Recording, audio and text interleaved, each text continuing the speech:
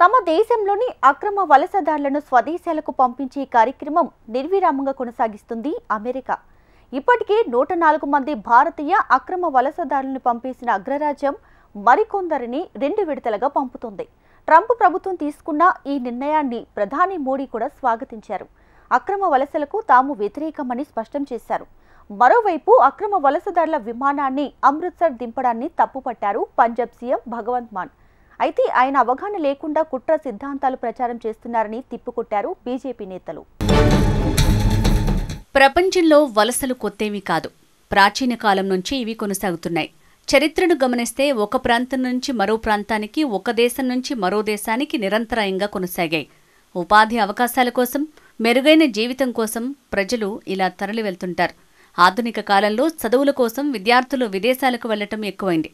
ఈ విషయంలో అందరి చాయిస్ అగ్రరాజ్యమైన అమెరికానే అని చెప్పక తప్పదు. అసలు అమెరికా అంటేనే వలస దేశం.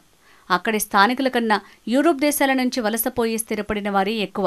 నైపుణ్యం ఉన్న ప్రజలు మంచి అవకాశాల కోసం అమెరికాకు రావటం కారణంగా ఆ దేశం సుసంపన్నంగా మారింది. అయితే ఇదే సమయంలో అక్రమ వలసలు అమెరికాకు భారంగా మారాయి. సరైన పత్రాలు లేకుండా అమెరికాకు వచ్చి అక్కడే అక్రమంగా స్థిరపడే వారి సంఖ్య పెరుగుతూ వస్తోంది. దీంతో అగ్రరాజ్యం మీద వలసదారుల భారం పెరిగింది. దీంతో స్థానికులకు అవకాశాలు తగ్గుతున్నాయనే విమర్శలు మొదలయ్యాయి. అధ్యక్షుడు డొనాల్డ్ ట్రంప్ ఇదే సమస్యను తన ఎన్నికల అజెండాగా స్వీకరించారు. తాను అధికారంలోకి వస్తే అక్రమ వలసదారులను అమెరికా నుంచి పంపేస్తానని స్పష్టం చేశారు. అధ్యక్ష బాధ్యతలు స్వీకరించగానే భారీ ఆపరేషన్ ప్రారంభించారు. అమెరికాలో మొత్తం 1.4 కోట్ల మంది అక్రమ వలసదారులు ఉన్నట్టు అంచనా. ఇందులో సుమారు 7,25,000 మంది భారతీయులు ఉన్నారని గణాంకాలు చెప్తున్నాయి. గుజరాత్, పంజాబ్లోని కొందరు ఏజెంట్ల ద్వారా 2021-24 మధ్యలోనే దాదాపు 4,300 మంది భారతీయులు అక్రమంగా అమెరికాలోకి ప్రవేశించారని ఎన్ఫోర్స్మెంట్ డైరెక్టరేట్ ఇటీవల ప్రకటించింది. మరోపక్క తమ దేశంలో 2.5 కోట్ల మంది అక్రమ వలసదారులు ఉన్నారని అంటున్న ట్రంప్ ప్రభుత్వం దాదాపు 14 లక్షల మందికి ఇప్పటికే డిపోర్టేషన్ నోటీసులు కూడా పంపింది. చాలా మందిని స్వదేశాలకు తరలించింది. ఈ క్రమంలో ఫిబ్రవరి 5న 104 మంది భారతీయ అక్రమ వలసదారుల్ని అమెరికా సైనిక విమానంలో తరలించింది. తాజాగా మరికొంతమందిని భారత్కు పంపనుంది. అమెరికాలో 487 మంది అక్రమ భారత వలసదారుల్ని గుర్తించిందని మన విదేశాంగ శాఖ తెలిపింది. వీరంతా త్వరలోనే వెనక్కి వచ్చే సూచనలు కనిపిస్తున్నాయి. వారిని స్వదేశానికి తరలించేందుకు ఆదేశాలు జారీ అయ్యాయని అధికారులు తెలిపారు. తాజాగా అమెరికా నుంచి బహిష్కరణకు గురైన భారతీయుల్ని తీసుకొచ్చే 2 విమానాలు అమృత్సర్లో దిగనున్నాయి. మరో 119 మందితో వచ్చే విమానం ఫిబ్రవరి 5న అమృత్సర్లోనే దిగనుంది. ఫిబ్రవరి 16న మరో విమానం కూడా అక్కడికే రానుంది. తాజాగా వస్తున్న వలసదారుల్లో 69 పంజాబ్, 33 మంది హర్యానా, 8 మంది గుజరాత్, యూపీకి చెందిన వారు 3, గోవా, మహారాష్ట్ర, రాజస్థాన్కు చెందిన వారు 2 చొప్పున, హిమాచల్ ప్రదేశ్, జమ్మూ కాశ్మీర్కు చెందిన వారు ఒక్కొక్కరు ఉన్నట్లు ప్రభుత్వం వెల్లడించింది. అయితే ఈ అంశాన్ని వివాదాస్పదంగా మార్చేశాయి కొన్ని రాజకీయ పార్టీలు. అక్రమ వలసదారుల్ని తీసుకువస్తున్న విమానాలను అమృత్సర్లోనే దించాలన్న కేంద్ర ప్రభుత్వ నిర్ణయం తమ రాష్ట్ర ప్రతిష్టను దిగజారుస్తోందని పంజాబ్ ముఖ్యమంత్రి భగవంత్ మాన్ మండిపడ్డారు. మొత్తం 119 మంది అక్రమ వలసదారుల్లో ఎక్కువగా పంజాబ్ వారేనని, అందుకే అమృత్సర్లో విమానం ల్యాండ్ చేస్తున్నామని అధికారులు చెప్తున్నారు. మరి మొదట వచ్చిన విమానం అహ్మదాబాద్లో ఎందుకు దిగలేదు? కేవలం పంజాబ్ ప్రతిష్టను దిగజార్చాలని ప్రయత్నిస్తున్నారు అని మాన్ ఆరోపించారు. హర్యానా, గుజరాత్ రాష్ట్రాలకు ఎందుకు తరలించడం లేదు అని ప్రశ్నించిన ఆయన, పంజాబీలు మాత్రమే అక్రమంగా వలస వెళ్తారని ప్రచారం చేయడానికా? ఈ విషయంపై విదేశాంగ శాఖ సమాధానం చెప్పాలి అంటూ డిమాండ్ చేశారు. పంజాబ్ ముఖ్యమంత్రి చేస్తున్న ఈ రాద్ధాంతంపై బీజేపీ ఆగ్రహం వ్యక్తం చేసింది. యూఎస్ నుంచి వచ్చే విమానాలకు అమృత్సర్ దగ్గర కాబట్టే ఆ విమానాశ్రయాన్ని ఎంచుకున్నారని బీజేపీ జాతీయ అధికార ప్రతినిధి ఆర్పీ సింగ్ పేర్కొన్నారు. ఇటువంటి సున్నితమైన విషయాలను రాజకీయ లబ్ధి గురించి వినియోగించుకోవటం సరైన చర్య కాదని అన్నారు. భగవంత్ మాన్ ఈ అంశాన్ని రాజకీయం చేస్తున్నారని, ముఖ్యమంత్రి తన స్థాయికి తగ్గట్టు నడుచుకోవాలని మండిపడ్డారు.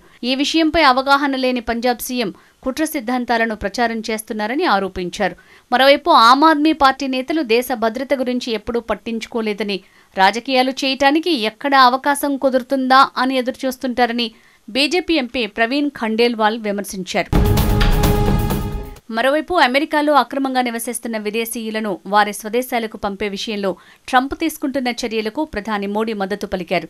ఒక దేశంలోకి చట్టవిరుద్ధంగా ప్రవేశించిన వారికి అక్కడ నివసించే హక్కు లేదన్నారు. అమెరికాలో అక్రమంగా నివసిస్తున్న భారతీయులను స్వదేశానికి తీసుకొస్తామని ప్రకటించారు. అధ్యక్షుడు డొనాల్డ్ ట్రంప్తో భేటీ అనంతరం మోడీ ఈ కీలక వ్యాఖ్యలు చేశారు.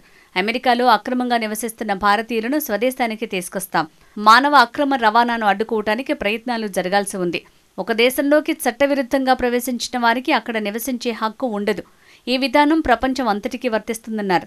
యువత, పేదరికంలో ఉన్నవారు మోసపూరితంగా వలసదారులుగా మారుతున్నారు. డబ్బు, ఉద్యోగాల ఆశ చూపి కొంతమంది వీరిని మోసం చేస్తున్నారు. అలా వారు అక్రమ వలసదారులుగా మారుతున్నారు. వారికి తెలియకుండానే మానవ అక్రమ రవాణా కూపంలోకి వెళ్తున్నారు. ఈ దారుణాలను సమూలంగా నిర్మూలించాల్సిన అవసరం ఉంది. ఈ ప్రయత్నాల్లో భారత్కి ట్రంప్ పూర్తి సహకారం అందిస్తారని ఆశిస్తున్నాం అని అన్నారు. దీంతో అమెరికాలో అక్రమంగా నివసిస్తున్న భారతీయులంతా కాస్త ఆలస్యంగానైనా తిరిగి స్వదేశానికి తరలివచ్చే పరిస్థితి నెలకొంది. అక్రమ వలసదారులను తిరిగి స్వదేశానికి పంపించే ప్రక్రియ కొత్తదేమీ కాదని భారత ప్రభుత్వం ఇప్పటికే వెల్లడించింది. గడిచిన 15 ఏళ్లలో 15,756 మంది భారతీయులను వెనక్కి పంపించినట్లు తెలిపింది. 2009లో ఈ సంఖ్య 704గా ఉండగా 2019లో గరిష్టంగా 2,042 మందిని తిరిగి పంపించిందని పేర్కొంది. 2024లో బైడెన్ ప్రభుత్వం 1,529 మంది భారతీయులను తమ దేశం నుంచి వెనక్కి పంపింది. అక్రమ వలసదారుల అంశంలో ట్రంప్ చర్యలకు మోడీ మద్దతు పలకడంతో అమెరికాలో అక్రమంగా నివసిస్తున్న భారతీయుల గుర్తింపు, వారిని స్వదేశానికి పంపించే ప్రక్రియ వేగవంతం కానుంది. ఆయా వ్యక్తుల పౌరసత్వ నిర్ధారణకు భారత ప్రభుత్వం కూడా అమెరికాకు సహకరిస్తుంది. ఈ సహకారం వల్ల అమెరికా, భారత్ మధ్య ద్వైపాక్షిక సంబంధాలు మరింత బలోపేతమవుతాయి.